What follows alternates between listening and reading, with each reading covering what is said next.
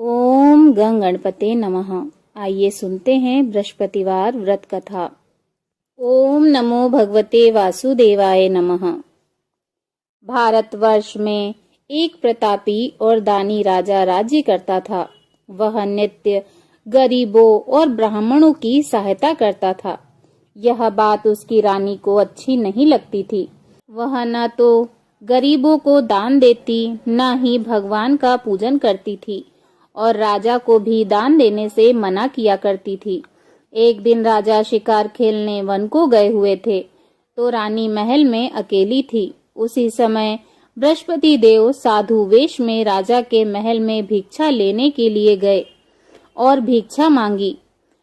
रानी ने भिक्षा देने से इनकार किया और कहा, हे साधु महाराज, मैं तो दान पुण्य से तंग आ गई हूँ।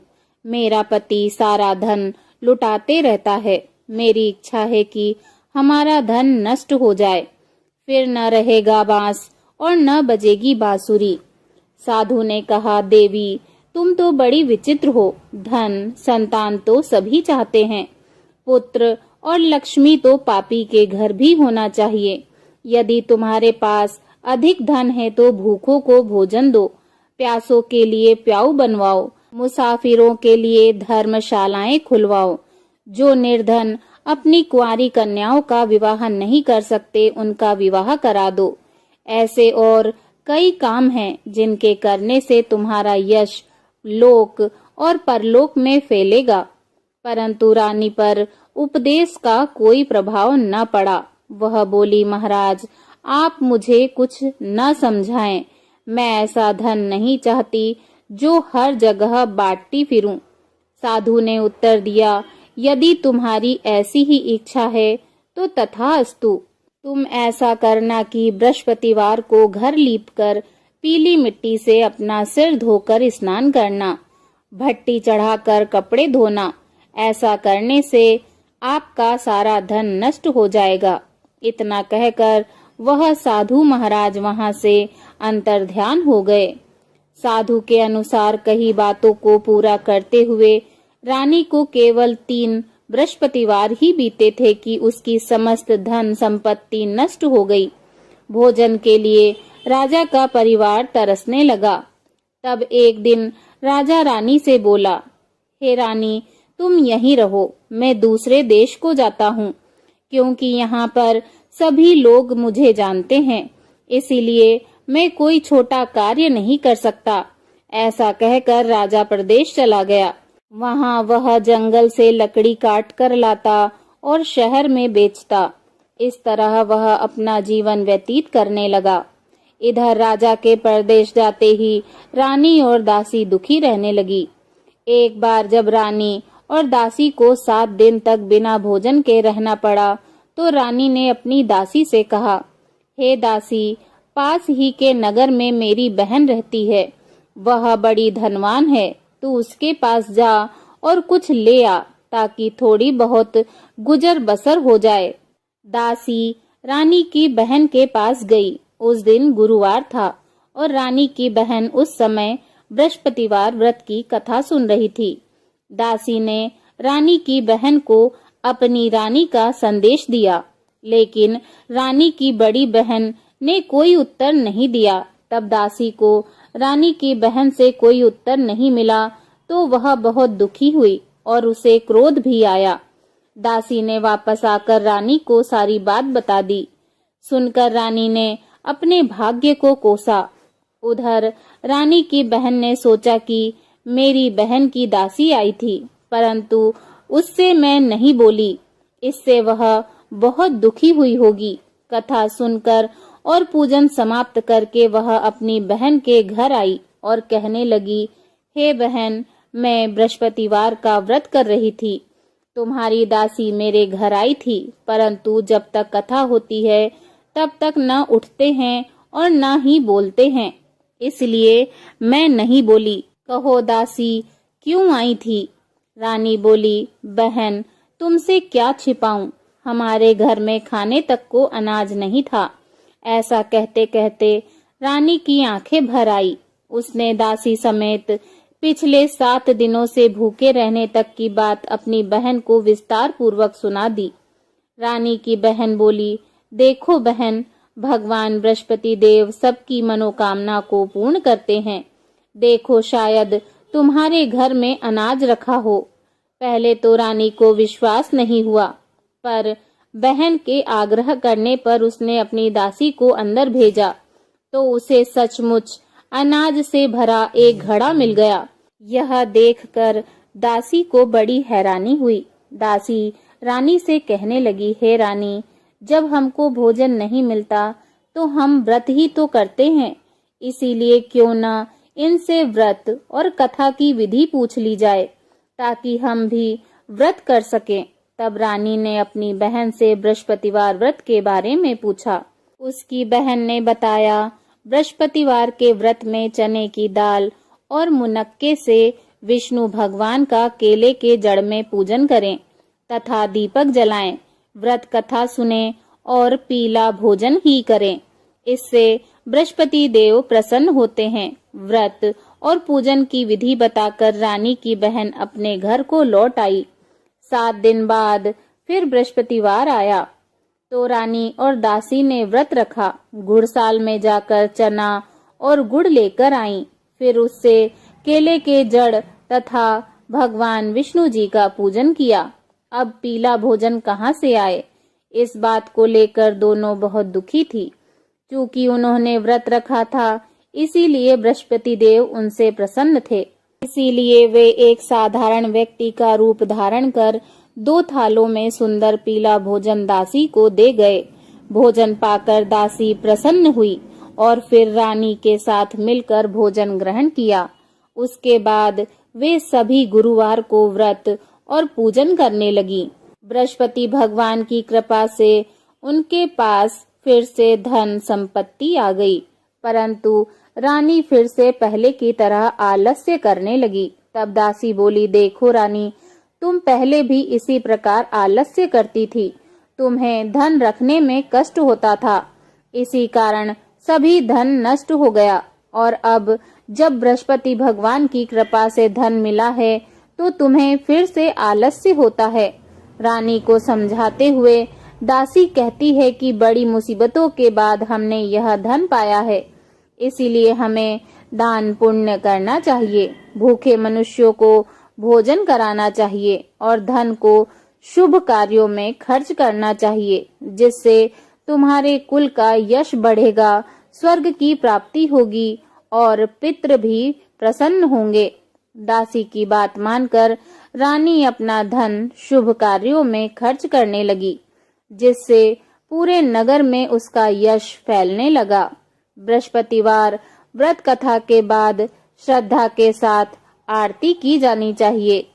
उसके बाद प्रसाद बांटकर उसे ग्रहण करना चाहिए। एक दिन राजा दुखी होकर जंगल में एक पेड़ के नीचे आसन जमाकर बैठ गया। वह अपनी दशा को याद करके व्याकुल होने लगा। बृहस्पतिवार का दिन था। एकाएक उसने देखा कि निर्जन वन में एक साधु प्रकट हुए। वह साधु वेश में स्वयं बृहस्पति देवता थे। लकड़हारे के सामने आकर बोले, हे लकड़हारे, तू इस सुनसान जंगल में चिंता मग्न क्यों बैठा है? लकड़हारे ने दोनों हाथ जोड़कर प्रणाम किया और उत्तर दिया, महात्मा जी, आप सब कुछ जानते हैं, मैं क्या कहूँ? यह कहकर रोने लगा और साधु को अपनी आत्मकथा सुनाई। महात्मा जी ने कहा, तुम्हारी स्त्री ने बृहस्पति के दिन बृहस्पति भगवान का निरादर किया है, जिसके कारण रुष्ट होकर उन्होंने तुम्हारी यह दशा कर दी है।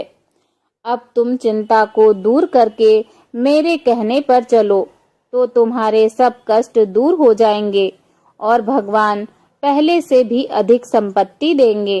तुम बृहस्पति के दिन कथा किया करो। 2 पैसे के चने मुनक्के लाकर उसका प्रसाद बनाओ और शुद्ध जल के लोटे में शक्कर मिलाकर अमृत तैयार करो। कथा के पश्चात अपने सारे परिवार और सुनने वाले प्रेमियों में अमृत का प्रसाद बांटकर आप भी ग्रहण करो। ऐसा करने से भगवान तुम्हारी सब मनोकामनाएं पूरी करेंगे। साधु के ऐसे वचन सुनकर लकड़हारा बोला, हे प्रभु, मुझे लकड़ी बेचकर इतना पैसा नहीं मिलता जिससे भोजन के उपरांत कुछ बचा सकूं। मैंने रात्रि में अपनी स्त्री को व्याकुल देखा है। मेरे पास कुछ भी नहीं है जिससे मैं उसकी खबर मंगा सकूं। साधु ने कहा, हे लकड़हारे, तुम किसी बात की चिंता मत करो। बृहस्पति के दिन तुम रोजाना की तरह लकड़ियां लेकर शहर को जाओ। तुमको रोज से दुगना धन प्राप्त होगा, जिससे तुम भली भांति भोजन कर लोगे तथा बृहस्पति देव की पूजा का सामान भी आ जाएगा। इतना कहकर साधु अंतर्ध्यान हो गए। धीरे धीरे समय व्यतीत होने पर फिर वही बृहस्पतिवार का दिन आया।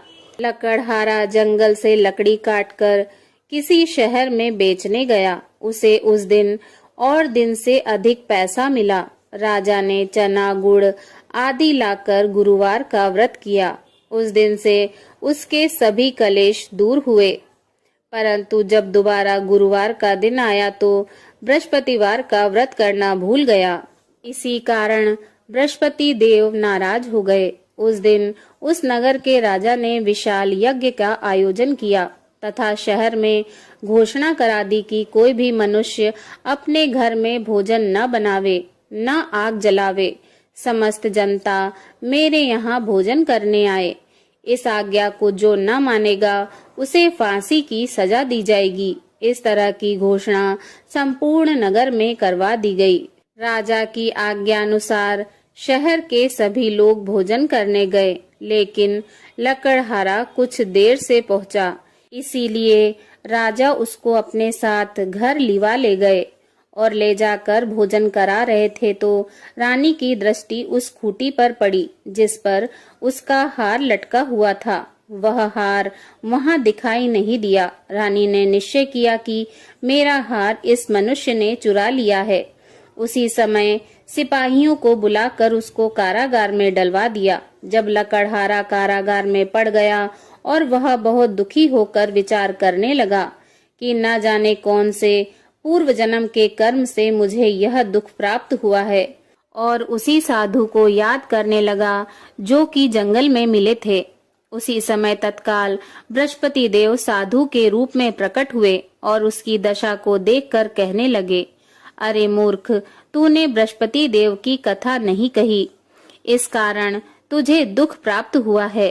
अब चिंता मत कर, बृहस्पतिवार के दिन कारागार के दरवाजे पर 4 पैसे पड़े मिलेंगे। उनसे तू बृहस्पति देव की पूजा करना, तेरे सभी कष्ट दूर हो जाएंगे। बृहस्पति के दिन उसे 4 पैसे मिले। लकड़हारे ने कथा कही। उसी रात्रि को बृहस्पति देव ने उस नगर के राजा को स्वप्न में कहा, हे राजा, तुमने जिस आदमी को कारागार में बंद किया है वह निर्दोष है, वह राजा है, उसे छोड़ देना। रानी का हार उसी खूंटी पर लटका है। अगर तुम ऐसा नहीं करोगे तो मैं तुम्हारे राज्य को नष्ट कर दूंगा। इस तरह रात्रि के स्वप्न को देखकर राजा प्रातः काल उठा और खूंटी पर हार देखकर लकड़हारे को बुलाकर क्षमा मांगी तथा लकड़हारे को योग्य सुंदर वस्त्र आभूषण देकर विदा कर दिया। बृहस्पति देव की आज्ञा अनुसार लकड़हारा अपने नगर को चल दिया। राजा जब अपने नगर के निकट पहुंचा तो उसे बड़ा आश्चर्य हुआ।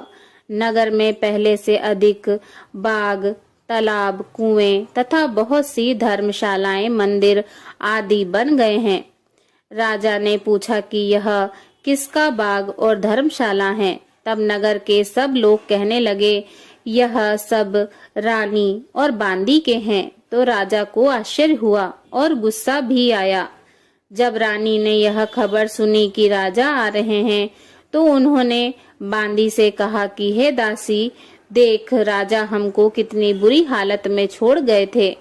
हमारी ऐसी हालत देखकर वह कहीं लौट न जाएं। इसीलिए तू जा, दरवाजे पर खड़ी हो जा। आज्ञा अनुसार दासी दरवाजे पर खड़ी हो गई। राजा आए तो उन्हें अपने साथ लिवा लाई। तब राजा ने क्रोध करके अपनी रानी से पूछा कि कि यह धन तुम्हें कैसे प्राप्त हुआ है।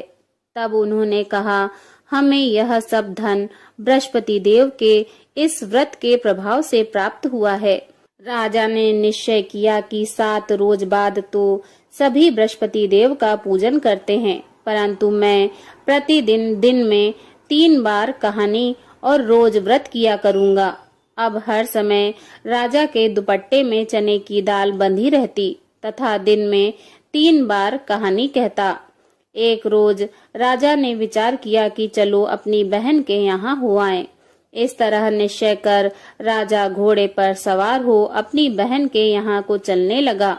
मार्ग में उसने देखा कि कुछ आदमी एक मुर्दे को लिए जा रहे हैं। उन्हें रोककर राजा कहने लगा कि अरे भाइयों, मेरी बृहस्पति देव की कथा सुन लो। वे बोले, लो हमारा तो आदमी मर गया है, इसको अपनी कथा की पड़ी है। परंतु कुछ आदमी बोले, अच्छा कहो, हम तुम्हारी कथा भी सुनेंगे। राजा ने दाल निकाली और जब कथा आधी हुई तो मुर्दा हिलने लगा और जब कथा समाप्त हो गई तो राम राम करके मनुष्य उठकर खड़ा हो गया। आगे मार्ग में उसे एक किसान खेत में हल चलाता मिला। राजा ने उसे देखा और उससे बोला, अरे भाई, तुम मेरी बृहस्पतिवार की कथा सुन लो। किसान बोला, जब तक मैं तेरी कथा सुनूंगा तब तक 4 हरिया जोत लूंगा।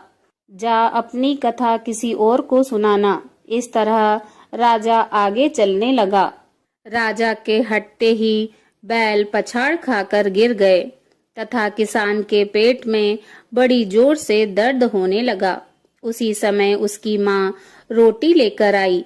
उसने जब यह देखा तो अपने पुत्र से सब हाल पूछा और पुत्र ने सभी हाल कह दिया। तो बुढ़िया दौड़ी दौड़ी उस घुड़सवार के पास गई और बोली कि मैं तेरी कथा अवश्य सुनूंगी।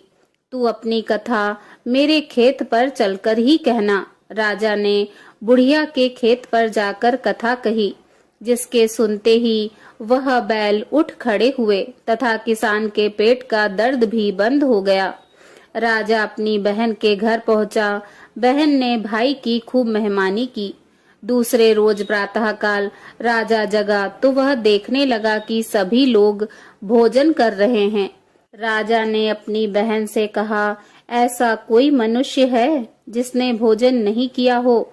मेरी बृहस्पतिवार की कथा सुन ले। बहन बोली, हे भैया, यह देश ऐसा ही है। यहाँ लोग पहले भोजन करते हैं, बाद में अन्य काम करते हैं। अगर कोई पड़ोस में हो तो देख आऊं। वह ऐसा कहकर देखने चली गई, परंतु उसे कोई ऐसा व्यक्ति नहीं मिला जिसने भोजन न किया हो। अतः वह एक कुम्हार के घर गई जिसका लड़का बीमार था। उसे मालूम हुआ कि उसके यहाँ 3 रोज से किसी ने भोजन नहीं किया है। रानी ने अपने भाई की कथा सुनने के लिए कुम्हार से कहा। वह तैयार हो गया। राजा ने जाकर बृहस्पतिवार की कथा कही, जिसको सुनकर उसका लड़का ठीक हो गया। अब तो राजा की प्रशंसा होने लगी। एक रोज राजा ने अपनी बहन से कहा कि हे बहन, हम अपने घर को जाएंगे, तुम भी तैयार हो जाओ। राजा की बहन ने अपनी सास से कहा। सास ने कहा, हाँ चली जा, परंतु अपने लड़कों को मत ले जाना, क्योंकि तेरे भाई की कोई औलाद नहीं है। बहन ने अपने भाई से कहा, हे भैया, मैं तो चलूंगी पर कोई बालक नहीं जाएगा। राजा बोला, जब कोई बालक नहीं चलेगा तब तुम ही क्या करोगी? बड़े दुखी मन से राजा अपने नगर को लौट आया। राजा ने अपनी रानी से कहा, हम निर्वंशी राजा हैं, हमारा मुंह देखने का धर्म नहीं है और कुछ भोजन आदि नहीं किया। रानी बोली, हे प्रभु, बृहस्पति देव ने हमको सब कुछ दिया है, वह हमें औलाद अवश्य देंगे। उसी रात को बृहस्पति देव ने राजा से स्वप्न में कहा, हे राजा, उठ और सभी सोच को त्याग दे, तेरी रानी गर्भ से है। राजा को यह बात सुनकर बड़ी खुशी हुई। 9वें महीने में उसके गर्भ से एक सुंदर पुत्र पैदा हुआ। तब राजा बोला, हे रानी, स्त्री बिना भोजन के रह सकती है, पर बिना कहे नहीं रह सकती। जब मेरी बहन आए तो तुम उसे कुछ मत कहना। रानी ने सुनकर हाँ कह दिया। जब राजा की बहन ने यह शुभ समाचार सुना तो वह बहुत खुश हुई तथा बधाई लेकर अपने भाई के यहाँ आई। तभी रानी ने कहा, घोड़ा चढ़कर तो नहीं आई, गधा चढ़ी आई। राजा की बहन बोली, भाभी, मैं इस प्रकार से न कहती तो तुम्हें औलाद कैसे मिलती। बृहस्पति देव ऐसे ही हैं, जैसे जिसके मन की कामना होती है सभी को पूर्ण करते हैं। जो सद्भावना पूर्वक बृहस्पतिवार का व्रत करता है एवं कथा पढ़ता है अथवा सुनता है और दूसरों को सुनाता है, बृहस्पति देव उसकी सभी मनोकामनाएं पूर्ण करते हैं। भगवान बृहस्पति देव उसकी सदैव रक्षा करते हैं। संसार में जो मनुष्य सद्भावना से भगवान जी का पूजन व्रत सच्चे हृदय से करते हैं तो उनकी सभी मनोकामनाएं पूर्ण करते हैं। जैसी सच्ची भावना से रानी और राजा ने उनकी कथा का गुणगान किया तो उनकी सभी इच्छाएं बृहस्पति देव जी ने पूर्ण की थी। इसीलिए पूर्ण कथा सुनने के बाद प्रसाद लेकर जाना चाहिए। हृदय से उनका मनन करते हुए जयकारा बोलना चाहिए। बोलो बृहस्पति देव भगवान की जय। श्री हरि भगवान विष्णु जी की जय। बृहस्पति देव जी की दूसरी कथा। प्राचीन काल में एक ब्राह्मण रहता था। वह बहुत निर्धन था। उसके कोई संतान नहीं थी। उसकी स्त्री बहुत ही मलिनता के साथ रहती थी। वह न तो स्नान करती थी और न ही किसी देवता का पूजन करती थी। इससे ब्राह्मण देवता बड़े दुखी थे। बेचारे बहुत कुछ कहते थे किंतु उसका कुछ परिणाम न निकला। भगवान जी की कृपा से ब्राह्मण की स्त्री के कन्या रूपी रत्न पैदा हुआ। कन्या बड़ी होने पर प्रातः स्नान करके भगवान श्री हरि विष्णु जी का जाप व बृहस्पतिवार का व्रत करने लगी। अपने पूजन पाठ को समाप्त करके विद्यालय जाती तो अपनी मुट्ठी में जौ भर के ले जाती और पाठशाला के मार्ग में डालती जाती। जब ये जौ स्वर्ण के हो जाते तो लौटते समय उनको बिनकर घर ले आती थी। एक दिन वह बालिका सूप में उन सोने के जौओं को फटक कर साफ कर रही थी कि उसके पिता ने देख लिया और कहा, हे पुत्री, सोने के जौ के लिए सोने का सूप होना चाहिए। दूसरे दिन बृहस्पतिवार था। इस कन्या ने व्रत रखा और बृहस्पति देव से प्रार्थना करके कहा, मैंने आपकी पूजा सच्चे मन से की हो तो मेरे लिए सोने का सूप दे दो। बृहस्पति देव भगवान ने उसकी प्रार्थना स्वीकार कर ली। रोजाना की तरह वह कन्या जौ फैलाती हुई जाने लगी। जब लौटकर जौ बिन रही थी तो बृहस्पति देव जी की कृपा से सोने का सूप मिला। उसे वह घर ले आई और उसमें जौ साफ करने लगी, परंतु उसकी माँ का वही ढंग रहा। एक दिन की बात है कि वह कन्या सोने के सूप में जौ साफ कर रही थी कि उस समय उस शहर का राजपुत्र वहां से होकर निकला। इस कन्या के रूप और कार्य को देखकर मोहित हो गया तथा अपने घर आकर भोजन तथा जल त्याग कर उदास होकर लेट गया। राजा को इस बात का पता लगा तो अपने प्रधानमंत्री के साथ उसके पास गए और बोले, हे पुत्र, तुम्हें किस बात का कष्ट है? किसी ने अपमान किया है अथवा और कारण हो सो कहो, मैं वही कार्य करूंगा जिससे तुम्हें प्रसन्नता हो। अपने पिता की राजकुमार ने बातें सुनी तो वह बोला, मुझे आपकी कृपा से किसी बात का दुख नहीं है। किसी ने मेरा अपमान नहीं किया है, परंतु मैं उस लड़की से विवाह करना चाहता हूँ जो सोने के सूप में जौ साफ कर रही थी। यह सुनकर राजा आश्चर्य में पड़ गया और बोला, हे पुत्र, इस तरह की कन्या का पता तुम ही लगाओ, मैं उसके साथ तुम्हारा विवाह अवश्य कर दूंगा। राजकुमार ने उस लड़की के घर का पता बतलाया।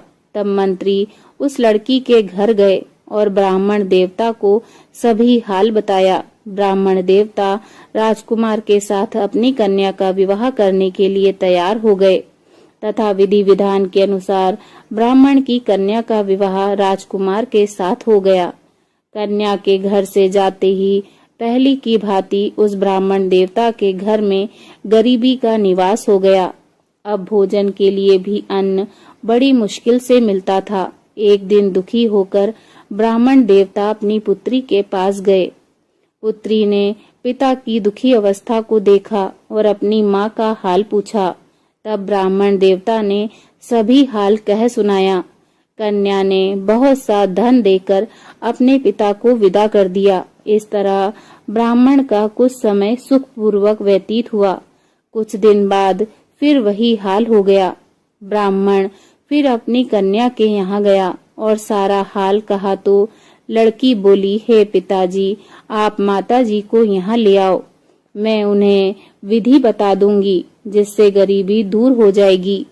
वह ब्राह्मण देवता अपनी स्त्री को साथ लेकर पहुँचे तो अपनी माँ को वह समझाने लगी, हे माँ, तुम प्रातःकाल प्रथम स्नान आदि करके भगवान श्री हरि विष्णु जी का पूजन करो तो सब दरिद्रता दूर हो जाएगी। परंतु उसकी माँ ने एक भी बात नहीं मानी और प्रातःकाल उठकर अपनी पुत्री के बच्चों की जूठन को खा लिया। इससे उसकी पुत्री को बहुत ही गुस्सा आया और रात को एक कोठरी से सभी सामान निकाल दिया और अपनी माँ को उसमें बंद कर दिया। प्रातःकाल उसे निकाला तथा स्नान आदि करा के पाठ करवाया तो उसकी माँ की बुद्धि ठीक हो गई और प्रत्येक बृहस्पतिवार को वह व्रत रखने लगी। इस व्रत के प्रभाव से उसके माँ बाप बहुत ही धनवान और पुत्रवान हो गए और बृहस्पति देव जी के प्रभाव से इस लोक के सुखों को भोग कर अंत में स्वर्ग को प्राप्त हुए। बोलिए भगवान श्री हरि विष्णु जी की जय। बृहस्पति देव महाराज की जय। ओम नमो भगवते वासुदेवाय नमः। ओम जय बृहस्पति देवा। ओम जय बृहस्पति देवा। छिन छिन भोग लगाऊं, छिन छिन भोग लगाऊं, कदली फल मेवा। ओम जय बृहस्पति देवा। तुम पूर्ण परमात्मा, तुम अंतर्यामी, स्वामी तुम अंतर्यामी। जगत पिता जगदीश्वर, तुम सबके स्वामी। ओम जय बृहस्पति देवा। चरणामृत निज निर्मल, सब पातक हरता, स्वामी सब पातक हरता। सकल मनोरथ दायक, सकल मनोरथ दायक, कृपा करो भरता। ओम जय बृहस्पति देवा। तन मन धन अर्पण कर, जो जन शरण पड़े, स्वामी जो जन शरण पड़े। प्रभु प्रकट तब हो कर, प्रभु प्रकट तब हो कर, आकर द्वार खड़े। ओम जय बृहस्पति देवा। दीन दयाल दयानिधि, भक्तन हितकारी, स्वामी भक्तन हितकारी। पाप दोष सब हरता, पाप दोष सब हरता, भव बंधन हारी। ओम जय बृहस्पति देवा। सकल मनोरथ दायक, सब संशय हारो, स्वामी सब संशय हारो। विषय विकार मिटाओ, विषय विकार मिटाओ, संतन सुखकारी। ओम जय बृहस्पति देवा।